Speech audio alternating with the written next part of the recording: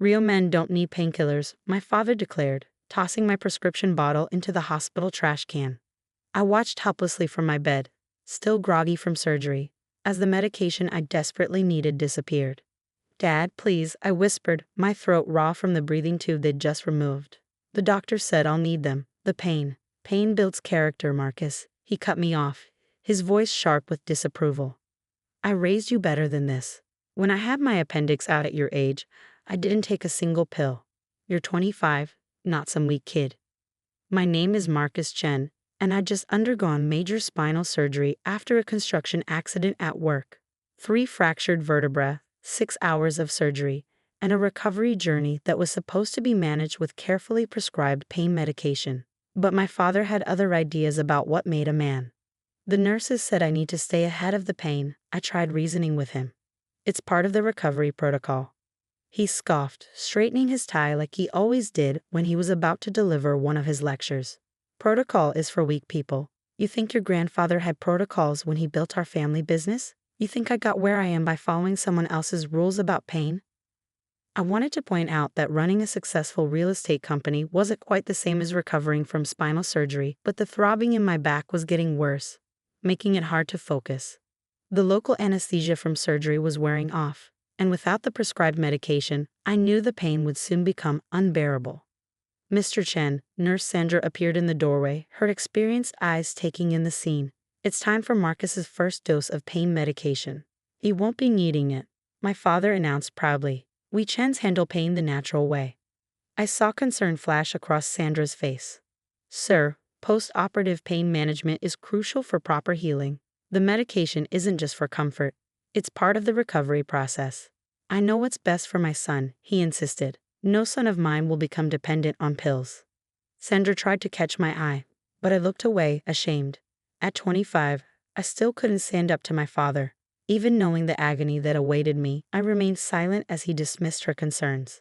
That night was the longest of my life. As the hospital grew quiet and the surgical anesthesia fully wore off, waves of pain began crashing through my body. Each breath felt like fire along my spine. The simple act of shifting slightly in bed became an exercise in torture. Around midnight, I pressed the call button, hoping maybe a different nurse would help. Instead, my father appeared, having insisted on staying overnight. "Fighting through it like a man, son?" he asked, mistaking my grimace for what he probably thought was stoic determination. I couldn't answer. The pain had become a living thing, clawing at my insides. Sweat soaked my hospital gown, and my hands trembled as they gripped the sheets. "This is how you build real strength," he continued, pulling out his phone to show me something. "Look at this article about athletes who never use painkillers. This is what excellence looks like." I wasn't looking at his phone. I was looking at the clock, counting seconds, then minutes, trying to focus on anything but the inferno in my spine. The doctors had warned that unmanaged post-operative pain could lead to complications, could even slow healing, but my father's voice drowned out those memories. "Remember when you were 10 and broke your arm?" he was saying. "Didn't take anything then either, and look how well that turned out." I did remember. I remembered crying in my room at night, remembered my mother secretly giving me children's Tylenol when he wasn't looking. She wasn't here now, though. She'd stopped fighting his tough love approach years ago. What my father didn't know was that the hospital security cameras were recording everything. Every grimace of pain, every trembling attempt to find a comfortable position, every moment he spent lecturing instead of helping. The night shift nurses were documenting everything too, building a record that would soon change everything. As dawn approached, I lay there, tears silently tracking down my face, wondering how much longer I could endure. The pain had become a universe unto itself, and somewhere in that universe, a frightened 25-year-old was learning that sometimes the worst injuries aren't the ones that show up on X-rays. By morning, I was in crisis. The pain had evolved into something monstrous, sending shockwaves through my entire body. Every breath was a battle, every tiny movement an exercise in agony. The morning shift nurses found me in a state of near delirium, my vital signs dangerously elevated. "This is unacceptable," I heard Dr. Rivera say as she rushed into my room. My father, who had stepped out for coffee, returned to find a team of medical professionals surrounding my bed. "What's going on?" he demanded, still clutching his premium roast coffee. "He's fine. He's handling it like a Chen." Dr. Rivera turned to him, her expression stern. Mr. Chen, your son is experiencing severe post-operative complications due to unmanaged pain. His blood pressure is dangerously high, and he's showing signs of shock.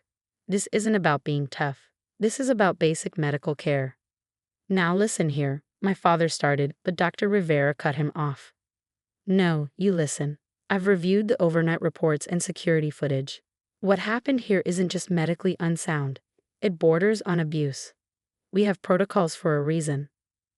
She nodded to one of the nurses, who began administering pain medication through my IV. The relief wasn't immediate, but knowing help was coming made tears well up in my eyes. Crying now? My father scoffed. I knew the pills would make you soft. Mr. Chen, Dr. Rivera's voice was steel. Please step into my office. There's something you need to see. I watched through half-closed eyes as they led my father away. The medication was finally starting to take effect, dulling the sharp edges of the pain that had consumed me for the past 12 hours.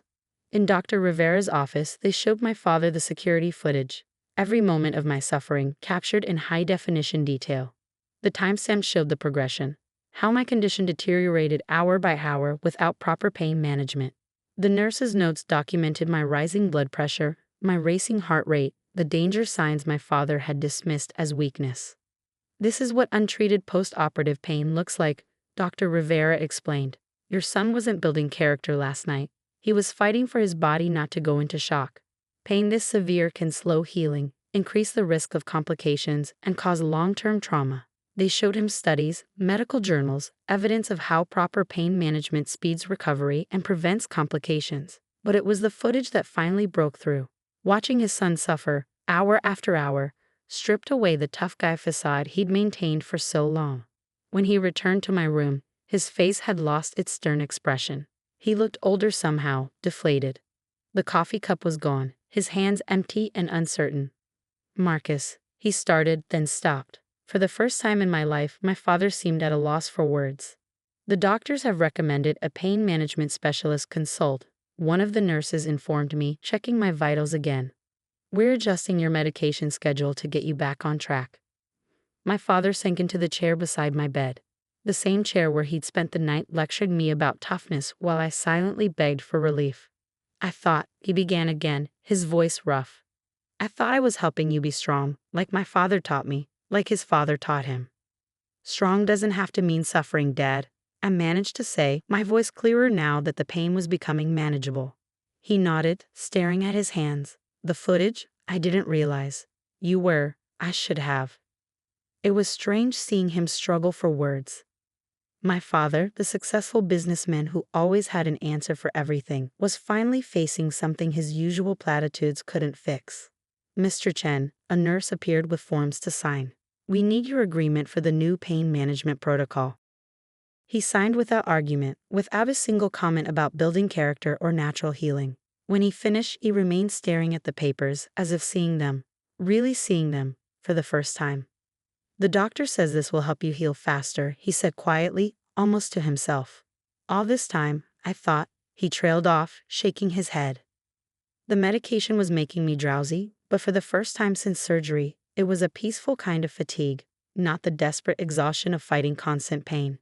The last thing I saw before drifting off was my father still sitting there, watching me with an expression I'd never seen before. A mixture of regret, understanding, and something that looked surprisingly like fear. Fear of what he'd almost done in the name of making me strong. The next few days brought changes I never expected.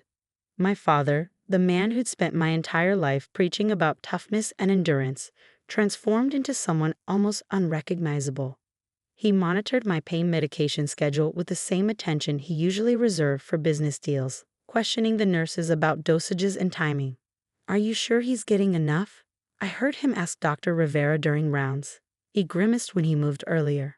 The irony wasn't lost on anyone, least of all the nursing staff who had witnessed his complete reversal. But beneath their professional demeanor, I could see their approval of his change of heart. One afternoon, about a week into my recovery, my father arrived looking unusually subdued. He carried a worn leather journal I'd never seen before. I found this while cleaning out some old boxes, he said, settling into what had become his regular chair. It was my father's, your grandfather's. He opened the journal, its pages yellowed with age. He wrote about his own father, your great-grandfather, about how he'd break his fingers back into place without painkillers after accidents at the construction site, how he'd wrap them in newspaper and keep working. My father's voice grew quiet. I always thought those were stories of strength. Now I realize they were stories of unnecessary suffering. He showed me entries describing generations of Chen men, each enduring pain as a badge of honor, each forcing their sons to do the same. The legacy of suffering passed down like a family heirloom. When I saw that security footage, he continued, when I watched you fighting through that pain, I saw myself at your age, trying to prove something to my father. And I saw him, trying to prove something to his father. We've been passing down trauma disguised as tradition. The medication had made me more comfortable, but his words hit harder than any physical pain. Dad? No, let me finish, he said, closing the journal. Yesterday I spoke with a therapist. First time in my life. She helped me understand something. Strength isn't about how much pain you can endure. It's about knowing when to accept help. Coming from my father, this admission was seismic. This was a man who'd once fired an employee for taking sick leave during pneumonia. The physical therapist arrived then, ready for my daily session. These sessions were crucial for recovery, but they were also painful, even with proper medication. Previously, my father would leave during therapy, uncomfortable with any display of vulnerability. This time, he stayed. When I couldn't hold back a groan during a particularly challenging stretch, he didn't lecture about toughness. Instead, he held my hand, something he hadn't done since I was a small child. It's okay to say when it hurts, he said softly. That's not weakness. That's wisdom. 2 weeks after surgery, during my discharge planning, Dr. Rivera presented my father with something unexpected, a USB drive containing the security footage from that first night. Usually we delete these after review, she explained, but I thought you might want to keep this, as a reminder. My father stared at the small drive like it contained nuclear codes. I don't think I'll forget, he said quietly. But yes, I'll keep it. Maybe it can help break the cycle. The day I was discharged, my father had transformed his home office into a recovery room for me, complete with a hospital-grade adjustable bed and a medication schedule posted prominently on the wall. The man who once scorned following someone else's rules about pain now insisted on setting alarms for each dose. Your grandfather would probably call me soft, he remarked as he helped me settle in, but maybe it's time for the Chen men to learn a new kind of strength. That evening, as I watched him carefully measuring out my medication, I realized something profound had shifted. The security cameras had captured more than just my physical suffering. They'd recorded the moment a generational cycle of toxic masculinity began to break. You know, Dad, I said, accepting the pills he offered, maybe real strength is being brave enough to change. He smiled, and for the first time in my life, I saw no judgment in his eyes, no expectation of stoic endurance. Just understanding, acceptance, and love. Maybe you're right, son, he replied. Maybe you're right. The pain is still there, a daily reminder of my injury. But now it's managed, not glorified. And in its place, something new has grown, a healthier relationship with my father, built on compassion rather than competition. Sometimes the strongest thing you can do is admit when you need help. It took a security camera to teach my father that lesson, but some lessons, no matter how late they come, are worth the wait.